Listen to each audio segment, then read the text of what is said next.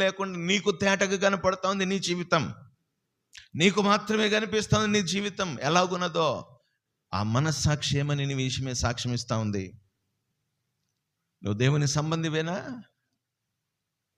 దేవుని స్వభావ లక్షణములు కలిగినటువంటి వాడవేనా? నా సన్నిధిలో నడుచొచ్చు నిందారహితుడవై ఉండుము అన్నాడు. అన్నప్పుడు దాని అర్థం ఏమనగా నీ సేవా జీవితంలో నువ్వు సంతృప్తికరమైనటువంటి వ్యక్తిగా ఉండాలి. పౌలు అంటాడు ఫిలిప్పీలకు రాసిన పత్రిక 4వ అధ్యాయం 11వ వచనం చదవండి. బుక్ ఆఫ్ ఫిలిపియన్స్ చాప్టర్ 4:11 త్వరగా చదవండి.